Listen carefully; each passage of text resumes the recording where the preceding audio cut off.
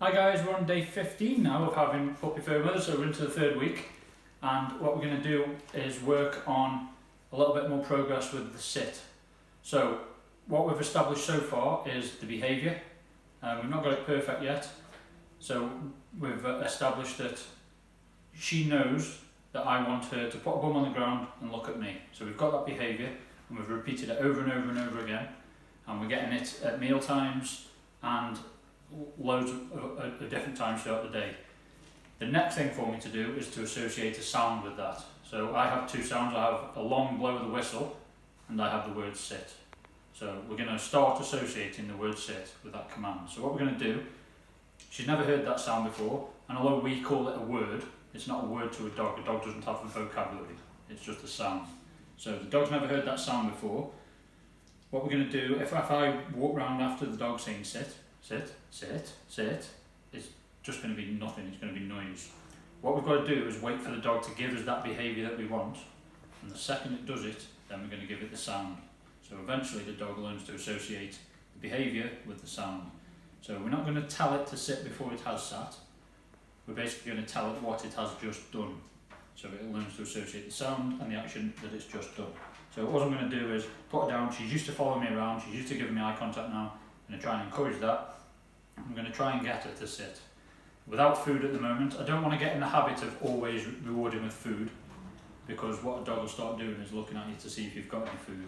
So praise is enough for Fern. So I'll start off with just using praise. Occasionally I will use food or treats or little bits of sausages and things like that, so that she never knows, am I getting a tickle, am I getting praise, am I getting food. So we'll see how it goes, and all I'm going to do is work on this several times throughout the day, same as everything else. Good.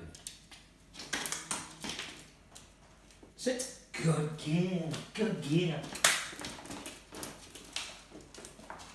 Is it? What is it?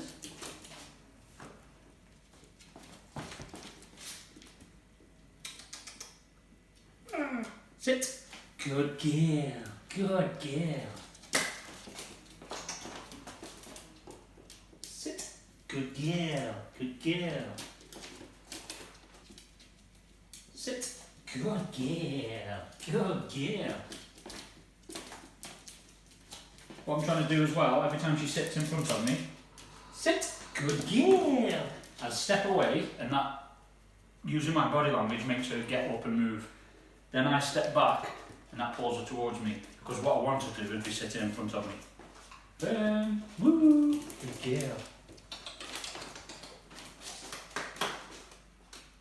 So I'll step forward and she'll look up. As she looks up, she'll lift her back up. Sit. Good girl. And we'll do one more. Hang on, good girl. Sit. Wasn't really a sit, she was sitting down to scratch herself. Come on, give us one last one. Oh. Sit. Good girl, good girl. There's a good girl. So we'll do that loads and loads of times throughout the day, just 5 or 6 sits at a time, and eventually we're helping the dog to associate the action that she's just done with the sound that we're going to give it, in this case sit. If you noticed, I pronounced the S and the T quite clearly. Sit. Like that. I didn't say sit or slouch, or I really announced the consonants in the word, because that's what they recognise. It's just a sound to them, so I'm helping her make the sound more recognisable. So we'll keep on doing that, and we'll give you a bit more progress in a few days. Bye.